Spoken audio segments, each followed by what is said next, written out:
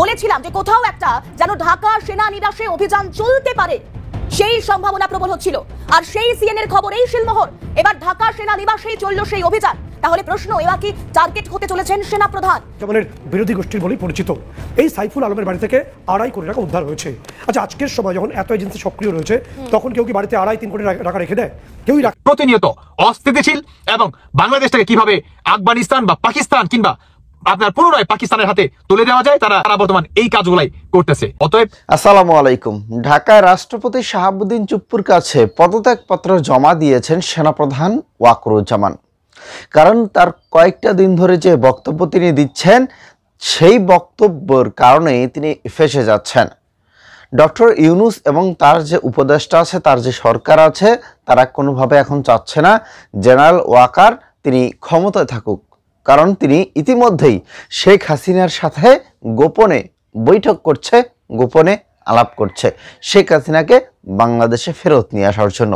প্রিয় দর্শক শ্রোতা, ভিডিওর ইন্ট্রো দেখে বুঝে গেছেন যে ভিডিওটা অনেক গুরুত্বপূর্ণ হবে, তাই কথা বেশি বাড়াবো না। জেনারেল ওয়াকার কি আসলেই সত্য পদত্যাগ করেছেন, নাকি এটা গুঞ্জন উঠছে সামনে তিনি পদত্যাগ করবেন? বিষয়টাকে আসলে সত্যতা কি আমরা ভিডিও স্ক্রিনে দেখব।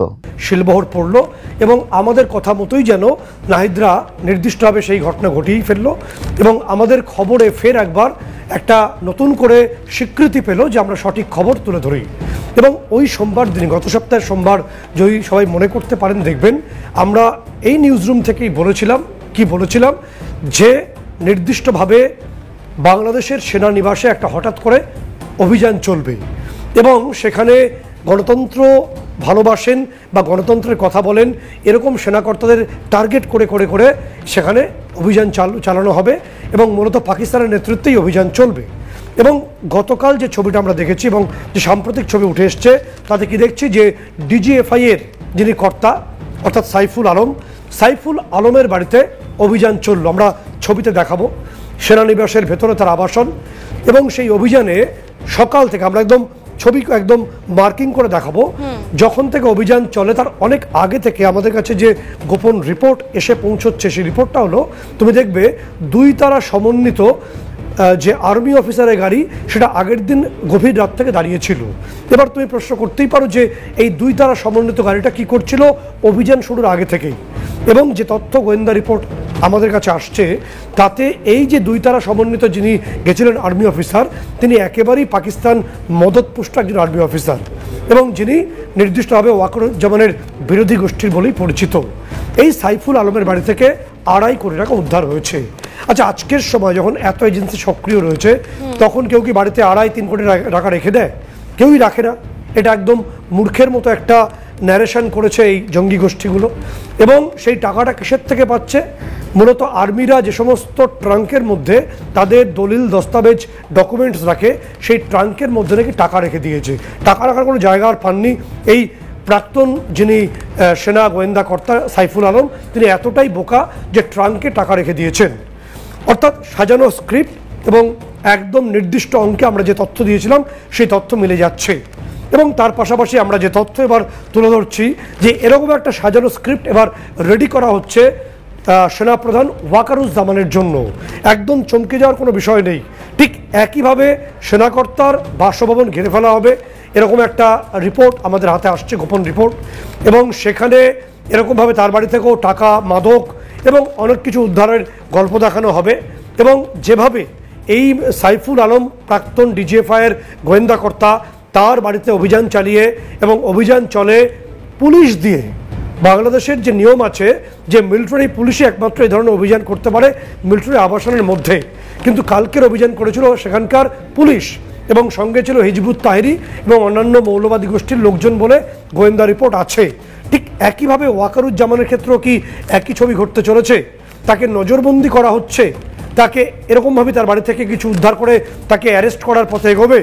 এই প্রশ্নগুলো এবার উঠে আসছে, কারণ কতগুলো সন্দেহজনক বিষয় ইতিমধ্যেই ভারতীয় গোয়েন্দারা লক্ষ্য করেছেন বলে আমরা জানতে পারছি। সেই সন্দেহজনক বিষয়টা কি? 2রা মার্চ গভীর রাত থেকে বাংলাদেশের যে সদ্য তুরস্ক থেকে কিনে আনা TV-2 বাইরাক্তার ড্রোন, সেই ড্রোনগুলোর ইঞ্জিন অন হয়। মূলত বাংলাদেশের এয়ারফোর্সের কোর ডিভিশনের দায়িত্বে রয়েছে এই TV-2 ড্রোনগুলো কিন্তু আমাদের কাছে যে গোপন রিপোর্ট আসছে তাতে বাংলাদেশের ওয়াকারুজ্জামানের যারা হাতে রয়েছেন অফিসাররা বা এয়ার ডিভিশন, তারা কিন্তু এই ড্রোন অন করেননি। এবং দুদিন আগেই যে তথ্য এসছে, একাধিক মৌলবাদী গোষ্ঠী বলছে যে তারাই নাকি ড্রোন এবার ওড়াবে আকাশে। যদি মৌলবাদী গোষ্ঠীর কথাটা ঠিক হয় তাহলে 2রা মার্চ রাত থেকে আজ পর্যন্ত বাংলাদেশের ঢাকার আকাশে প্রচুর পরিমাণে TB2 ড্রোন উঠছে। একই সঙ্গে ড্রোন উড়ে এসে, আমি বলে দিচ্ছি, ত্রিপুরার আকুরা সীমান্ত অবধি এসছে, মেঘালয় মিজোরাম পর্যন্ত গেছে। এবং গোয়েন্দা রিপোর্ট বলছে যে এই ড্রোন নাকি মূলত ওয়াকারুজ্জামানের গতিবিধি এবং তার যারা অনুগামী তাদের এই সেনাবাহিনীর গতিবিধি লক্ষ্য করার জন্য একেবারে পাক যে গোয়েন্দা বাহিনী ISI বাংলাদেশে বসে এটা অপারেট করছে। কারণটা কি? কারণটা হলো যে অন্য যে গোষ্ঠী আছে ফাইজুর রহমানের, সেই গোষ্ঠীকে আবার ক্ষমতায় আনবে এই পাকিস্তান ISI। সেই কারণে ওয়াকারুজ্জামানকে বন্দি করার জন্য এই সাইফুল আলমকে আগে অ্যারেস্ট করা হলো। এবার তার থেকে একটা ফলস বয়ান করিয়ে ঠিক একই ঘটনা ঘটতে চলেছে কি ওয়াকারুজ্জামানের জন্য।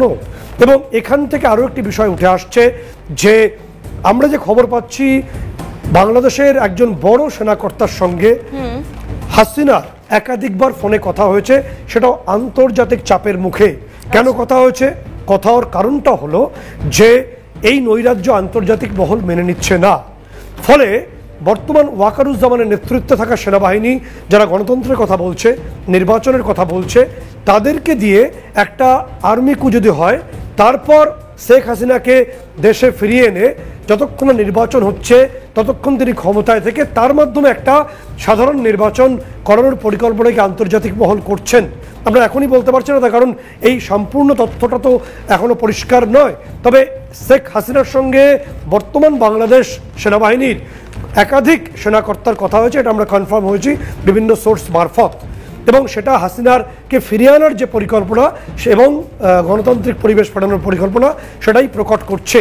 এবং তার পাশাপাশি যে তথ্য বলে রাখার প্রয়োজন যে আমরা দেখেছি যে আমাদের যে NSA অজিত ডোভাল তিনি বাংলা সীমান্ত ঘুরে গেছেন এবং বাংলা সীমান্ত ঘুরে যাওয়ার পরই আমরা তার একাধিক পরিকল্পনা দেখেছি। তিনি দিল্লিতে বসে বাংলাদেশের সংখ্যালঘুদের নির্যাতন নিজের চোখে দেখেছেন। তারপর যে ছবিটা একদম অপ্রত্যাশিত এবং খুব গুরুত্বপূর্ণ ছবি, আমাদের পূর্ব সীমান্তে উড়িষ্যাতে যে তথ্য আমরা জানাচ্ছি তা একদম চাঞ্চল্যকর।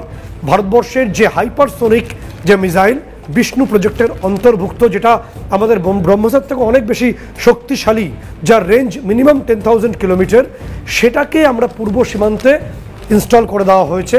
সেই ছবি আমরা দেখতে পাচ্ছি, উড়িষ্যায় সেটা নিয়ে যাওয়া হয়েছে। কারণটা কি? কারণটা তো অবশ্যই কোনো দেশ যখন এত শক্তিশালী মিসাইলকে একদম লঞ্চ প্যাডে রাখে বা সেটাকে নিয়ে যায়, তার কারণ তো এটা কোনো মিষ্টিমুখ করার কারণ হতে পারে না। তার কারণ নিশ্চয়ই গুরুতর কারণ, যেটা নিশ্চয়ই ডোভাল সাহেব বুঝতে পারছেন, তার মধ্যে দক্ষ একজন মানুষ বুঝতে পারছেন এবং সামগ্রিকভাবে সেই ছবিটা উঠে আসছে। সেনাবাহিনীকে অর্থাৎ ওয়াকারুজ্জামানের নেতৃত্বে যে সেনাবাহিনী আছে তাকে ধ্বংস করার জন্য, তার বিরুদ্ধে ফলস অ্যালিগেশন আনার জন্য, মিথ্যা অভিযোগ আনার জন্য ইউনুসের সিন্ডিকেটরা সক্রিয় হয়েছে। কি বলছে এ ব্যাপারে তার সক্রিয় সিন্ডিকেটের মাস্টারমাইন্ডের অন্যতম সহযোগী হাসনাত আব্দুল্লাহ, সেই বক্তব্য তিথি আমরা দর্শকদের শোনাবো। একদম 626 জন ক্যান্টনমেন্টে বন্দী ছিল, তাদেরকে কিভাবে ভারতে পালিয়ে যেতে সহায়তা করা হয়েছে এবং তাদের পিছনে কারা রয়েছে।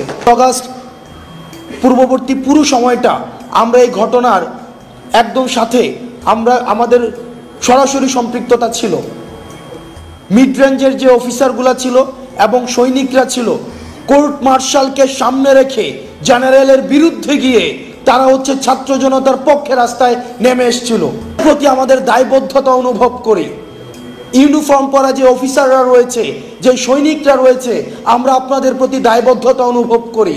আপনাদের দায়বদ্ধতার জায়গা থেকে আপনারা নিশ্চিত করবেন যে এই 626 জন যারা এই ফেসিবাদের এনাবলার ছিল, কোলাবোরেটর ছিল, এই ফেসিবাদের যারা পৃষ্ঠপোষকতা দিয়েছে, যারা এই ফেসিবাদকে ডালপালা আকারে মহিরূপে গড়ে উঠতে সহায়তা করেছে, তাদেরকে কারা সীমান্ত পাড়ি দিয়ে আজকে ভারতে একটা সেফ এক্সিট করে।